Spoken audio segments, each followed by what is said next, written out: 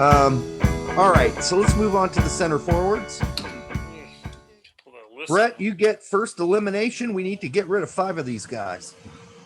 All right, I'm going to say, and as big of a defender as I've been of him in my entire life, I'm going to say bye, Altidore. Yep. Bye, Josie. I'm agreeing with that. Yeah. I mean, do we really need to make an argument for this? The guy is old. He's injured all the time. He just got like a minor thing happen to him. He's had 2 injuries in the past 3 seasons. Yeah. And when he's on, he's on. Problem is, you don't know where he's going to be at that point. I don't know where he is right now. I know he went to camp, and then they had to pull him because he had a tiny injury. Was it a tiny injury, or was it something portending to something worse? I don't know with him. I never do. I can't rely on him. And for right now, he's not in my top 5. He can't be. He hasn't done anything recently. People are going to ask, why is Haji Wright not on this list? Because Haji Wright, who's been playing for Sunderjiski, he did really great. I mean, it just blew up and scored a bunch of goals there for a while. And now, the last few games, nothing from him. Nothing. I would like to see him get a call up. Because, I don't know. I can't even get him on this pool list, Brett, let alone a call up. He needs to do more. I would say not everybody in this pool list would get call up at the same time, though. No, I know. There's going to be some Euro-based squads. There's going to be some MLS-based squads. Just to let people know, I could have put him on the list. I decided not to after thinking about it. Again, to your point, previously, he would with Lewis, he would just get marked off immediately. Yeah, and so would Haji Wright. Bring him up. So I just scratched him out right away. Yeah. I'm going to go for my next elimination. For my elimination, I'm going to go with Sebastian Soto. All right. And again, some people are going to freak out about that. So, yeah, he scored some goals in the Dutch second division and then went back to Norwich City, where he went to the U23s and scored a goal. But there is no way he's going to be starting or even getting any minutes regularly with Norwich City, the grown-up team, anytime soon. Besides, he is just a pure poacher. He's not even a guy who would fit into Berhalter's system, so I know I should be taking that to account. But we don't know anything about this kid playing at a higher level at all, except he's never done it. He needs to find club playing time, consistent playing time, and before he's even considered. I understand they brought him in, obviously, for the U23s, but as far as the national team, I agree with you. Have to nix him. Yeah, I think he's got potential. I want to see where he goes with it, and I'm happy he's playing for us, but I don't think we need to drool over him and to make him play for us. If he wants to go play for somebody else, he can. But I don't think we're in a desperate situation that Sebastian Soto is going to be some superstar. He might turn one into one, and that'd be great. And hopefully he plays for us. But he's not in my top 5, and so I eliminated him. Your go. I'm going to go ahead and nix Bacon. Aaron Johansson. He just scored for his Polish team. I love the guy, and I feel bad for his history. And yes, he's scored, but no. He scored twice in 2 games for Lech Poznan. I don't doubt it. Again, he probably could step in there and do well enough. But again, I have to nix somebody. I'm nixing him. All right, that's fair. I still had him in my top 5, believe it or not. No, and that's just, I know. Great for him. I mean, I like him. It's just I didn't see him in there. I know he's in Poland, and that's not a great league. And so yeah, I get it. He is still scoring. He got a little above his skis, talking about coming to MLS, and then no MLS team was even interested in him because of his injury history. I mean, he's atrocious. Yeah. And again, he could have easily been my number 5 in this list. He was my number 5, actually. Yeah. So I'm saying he could have been there, but I'm nixing him because he's not in my top 5 right now. All right. I'm going to nix Jesus Ferreira. Why? Because he played like crap for FC Dallas last season. He really didn't produce much, yes. Even though he had a great call-up with the national team. He did. I've heard reports of attitude issues, a little too big for his own sneakers. So I need to see him have a really good season. Well, let's see what happens with them. But I need yes, to- not top 5. Yeah, I need to see him have a good season with Dallas. I really do. I want to see that. I want him to start consistently. I want to see him produce and score goals consistently. And I don't even know if he's really a center forward. He's more of a false 9. And that's another reason I kind of axed him. Although Berhalter did try legit as a false 9. And that, what did that produce? So there you go. I don't know how many times. I mean, Berhalter likes a center forward. I mean, I don't think he's going to play false 9 very often. So that counts him out for me as well. Your go. Well, one more to go. No. With the wing attack, with the wing outside wing often, the wingers that they play, there's no false 9 that's really going to play there. No, he's going to be looking for a target striker that's going to require that's going to take a lot of heat from the defense. Yep. But my last call, and I appreciate you leaving this last name for me. We need a drum roll for this one. Fuck off. That's all I can say. Jesus. Jordan. I'm going next Jordan. Oh, really? Oh, well, my no, God. no, so here's the thing. Maybe I've missed something, but I hadn't seen any articles or interviews saying that he wanted to play for the United States. And I'm not saying that he didn't say that. Oh, yeah, he did. He said it. Where? I missed this article then. Yep, he said it twice. Once. Okay, well then, given his performance with his club team, I would imagine he'd fit in the top 5. Okay, we'll pick somebody else then. I don't want to pick anybody else then. In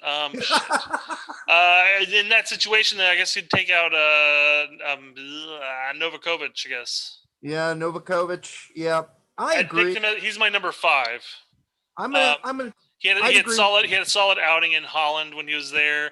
He's seeing consistent playing time in Serie B, but again, a number of these players could have literally taken that spot.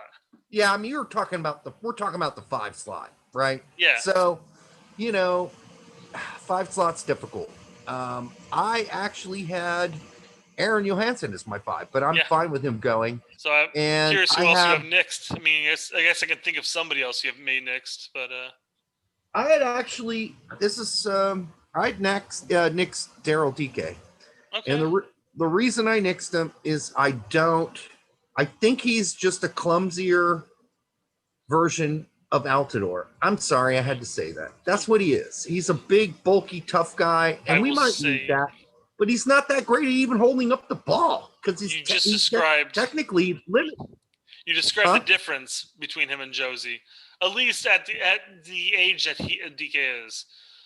Josie, even though he was built as a target striker, never played as a target striker until relatively recently. I get it. Yes, you're right. But he got good at it finally, right? He got pretty good at it. Back to goal, find somebody. He got good at it. He didn't get great at it because he was a Mr. Brickfeet prior to that. I think we should eliminate Daryl DK. That's my vote. Instead of I have Novakovic. But you have listen, your arguments against Novakovic are legit, dude. He's playing for Frosinone. He has these great games in Italy where he scores 2 goals, and then the next 3 games, nothing. Absolutely nothing from him. And they have dropped from being in the promotion zone all the way down the mid-table in the last 10 games. And he's not really performing. So I'd be okay with getting rid of Novakovic for right now. Again, right. that 5th spot and just about any of these positions, you could literally make an argument for a number of people.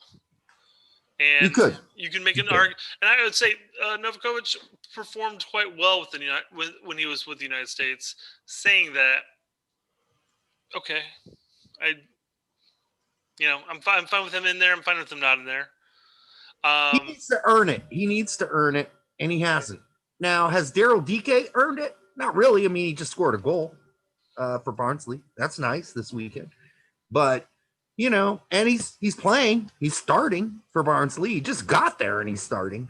So I'll give him the edge. I'll give him the edge. I would like to see if he can hold up the ball. So far, not. He can't. And by the way, no, he is not playing. I know you go on some of these lists online when you look up a game on Google and you get like the Google report and it shows Daryl DK playing like right winger. No, he's not playing right winger. He's playing center forward. Don't listen to, if you want an accurate lineup or formation for a team, go to Transfer Market and go there about 10 minutes after the game starts because they get it right almost 99% of the time. I couldn't imagine DK playing outside wide. Dude, the dude's too slow. he's built as a target man. Yeah, he's too slow to play out as a winger. So people don't listen to those reports. All right, so that gets us down to ranking the number 1 through 5 that are left. Well, 1 through 3 more or less. Who's your number 1? Sargent. Me too. There's zero question at this point. I know, and he scored this weekend, so I hope people will shut up. He scored 3 weekends ago or whatever it was. Dude, again. If people watch the games, they'll realize that one of the only players that gets praised throughout the entire Bremen game is Sargent. By the announcers, and by the Bremen press. Yeah, they love this kid. They love him. And that's outside of scoring, he does just about everything. And then, mind you, the scoring issue stems from not getting any fucking service. Right. And he finally got some last game, and he scored. All right. And he also set up the first goal. He had a goal called back, too. Yes, exactly. So, and he had a clear chance after his goal that he made a nice near post shot. The keeper made a save. He had the confidence to build up there. There's just no question. I mean, there's nobody that should be starting over him at this point. Right now. Who knows? Okay. Maybe somebody will step up, but nobody right now. Exactly. This is going to be controversial. Yeah. I'm going with Jordan Siebatcheu. Oh, well, okay. Well, I didn't have him in my top 5 because I was unaware of his commitment to the United States. But there is a new video on YouTube that outlines all his highlights this season at Young Boys. Now, let me say this. He's not always a cinch starter for this team because they have other great strikers. But when he plays, he scores. And not only does he scores in buckets. And not only that, he's an amazing passer. He's got great technical skills. He can hold the ball up. He's a great fucking header. I mean, scoring league and Europa, so I mean he's all over the place there. I know. I mean, I can't hold back on this anymore. I think he's a lot better than. So why did Rennes loan him off? Well, Rennes is loaded up top. They didn't need him. He was extra. Mm-hmm. And so it doesn't matter why he got loaned off, it matters how he's performing. Yep. And he's performing better than I've ever seen. I've been watching this guy play. I've been tracking him for a while now. Good 3 years, 4 years at this point. This is the best I've seen him play. Now, you're going to say, dude, he's playing against Switzerland teams in the Swiss league. That's not great. Okay, that's true. But he just played Bayer Leverkusen in Europa League, and he scored a beautiful goal. So I'm saying we got to take this guy seriously at this point, and Greg's got to get on the phone. And I think he's the number 2. And the only reason I put it number 2 above Hoppe is because Hoppe's just a young fucking kid, man. He's barely a man.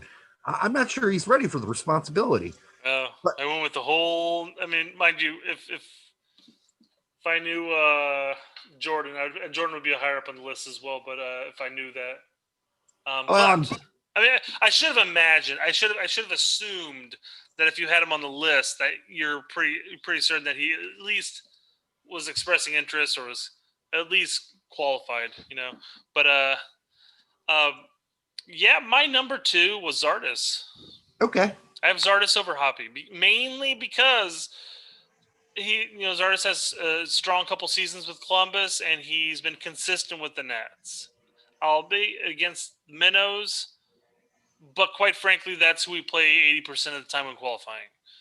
And if he can perform against the Jamaicas, not saying Jamaica's a minnow by any means, but yeah, if they can perform against Jamaica and Panama and insert team here, I'm fine with that. Yeah. Now, once we get into higher up teams, at that point we have the Sargents, Right. But I have Zardes as number 2, and Where then did you Hoppe have? as number 3, mainly because Hoppe's had a good month, and then followed by a non-productive but still okay month. I mean, he still performed well with Schalke. It's just they're just a bad team. They're a bad team. They're just bad. But he's starting every game. He is Yeah. playing 70 to 80 minutes every game, and you can't knock that. No, everyone knew that streak of scoring could not go on forever, and it hasn't. So, where did you have Siebatcheu again? I didn't, because I didn't know he expressed any interest to play for the United States. So I have a note here saying that, because I would have had him up on the list, just given his performances for young boys. But so now that you know that the only reason he didn't take Saracen's call up back when Saracen was the head coach after Bruce left, when we were doing the Europe friendlies, because he had an injury at the time with Rennes, and that he has even since then expressed an interest for playing for the United States. Where would you put him now in your top 5? I would agree with you on maybe 3. I would like to see him. I would like to see him with the national team first, but yeah, probably about 3 above Hoppe, and that's not taking anything away from Hoppe, but I don't know. Yeah. It's interchangeable there at the point. I'd still have Zardes as number 2 simply because of his history with the national team. Not saying that he's a better player than either Hoppe or Jordan. Just saying, given the history, if I had to pick a player tomorrow and Sargent was injured, who would I play as a national team coach? Somebody who's consistently performed for us, or a shot in the dark? That's a really great qualifier, Brett. I like that, because that would change my rankings too. I'm simply going on who is performing right now. And I think that if we brought that angle into it and that perspective into it, it would change my thinking too. It would make Zardes number 2 on my list as well. But as of now, regardless, taking that out of the equation, I have him as a 4, because I think Siebatcheu brings more skill and more technical ability, and I think Hoppe brings more promise and hunger. And yes, and a lot of his goals that he got in that one solid first month was just from him scrapping through, going after the balls that nobody normally would go after, and he is the hunger he'd bring to the lineup would definitely put him over Zardes in that front. But again, I listed out why I put Zardes up top or second. Yeah, so just kind of, we all have DK as 5th. So based on the numbers, as I do the math here, it looks like Sargent's 1, not surprising. Siebatcheu's 2, 3 Zardes, 4 Hoppe, 5 DK. Listen, this is a crapshoot. Really, with those top, after Sargent, it could be anybody, really, from 2 to 4. I mean, you could mix that group around, Hoppe, Siebatcheu, Zardes. And I could live with any one of them at this point, being the number 2 behind Sargent. If Greg wanted to do that. If he's like, I've watched enough film, I know what this guy can do. I'm bringing in Siebatcheu in the last 20 minutes for Sargent, and I could live with that, because he would be a more appropriate 1-for-1 switch with Sargent. Like, he and Sargent are very similar. They both can hold up the ball. They're both very good passers. So I was going to mention that too, because I mean, we were talking about possible options for the difference between Sargent and Hoppe, for that example, are vast. They're 2 totally different styles of strikers. Yep. And it's tough to. I mean, it's not tough to say who starts over who, but when you're looking at a specific role that Berhalter is going to want with his center striker, you're going to want somebody who's going to be checking back, receiving the ball with his back to the goal, holding it up, and then laying it out wide, or back out to one of the central midfielders that are coming up. But very rarely are you going to see that center striker making those splitting through runs for that through ball. So it's just not how it's going to be. That's going to be the Reynas and the Pulistics that are going to be doing all that, while as the Sargents are going to be sitting there, like I said, back to goal checking the entire time. So we know that, and if we were to again change our ratings based on what Berhalter is requiring from the center forward, it would change things as well. Because again, Josh Sargent, Siebatcheu, and Zardes can all do that. Like, people don't think Zardes can do that. He does it consistently, and the numbers bear it out. Sure. If you look deep into his numbers, he can receive the ball with his back to goal and make the first pass. And people think he's got bricks for feet, which he does sometimes, going forward, but not going backwards. If you pass Zardes the ball and he's got his back to goal, he will trap it and find someone to pass to. If you give him a ball down the line that he's got to, he's got to wrestle, he's got to wrangle, and then to get a shot off, he will fumble sometimes getting that first touch, that pass in front of him so he can continue running. He will fuck that up. He'll go too wide, he'll let it too long, make himself chase it out too wide. But those guys fit into the Berhalter mold. Hoppe does not. Hoppe, if you look at his numbers, he does not go back and receive the ball in midfield and start with his back to goal and start the offense for Schalke. He's a between the lines guy. He is a behind the lines guy, and he's a poacher. So it depends on what you want from your, center mid, your center forward. He's a performing Soto at this point, but quite frankly, he could be an option. I mean, quite frankly, given his pace, given his work ethic, and everything like that, he could be an option to substitute for somebody out wide, whether it's Pulisic or Reyna at that point. Not saying that he fills that specific role, but he can, with that pace and that ability to slot in between the defense, add that as an option. Wouldn't you at some point just love to see a 4-4-2? I would. What? That's crazy talk. Nobody plays a 4-4-2 anymore. I would love to see Sargent and Pulisic start up top together with Pulisic as a second striker, and then pull him off at like 80 minutes and let Hoppe and whoever else comes in for Sargent, stretch the field. I don't know. Just me.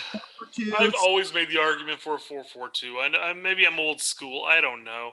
Well, no longer. I mean, most people play a 4-3-3 at this point, or some variation of it between 3-4-3 or whatever. I don't know, but they do something. They do something spectacular and different, I guess. Whereas I'm just like, why not have the two strikers? One checks to the ball while the other one runs behind them in a diagonal, and you have the opportunity to either play it short or play it long. I mean, I don't know. Yeah, I'm old school. Who knows? It's become so uncool to play a 4-4-2. I don't know why. Because in a 4-4-2, all the assignments, all the players and their lanes and their assignments are so clear. They are so clear. You know exactly what you're supposed to do and what your job is. Yeah. Even if you play the Bob Bradley empty bucket, the 4-2-2-2-2, Yeah. There's still you had a designated job to do. This is where you're going. You had this responsibility. I mean, the only ones who had freedom to really do anything they wanted to do was Donovan and Dempsey.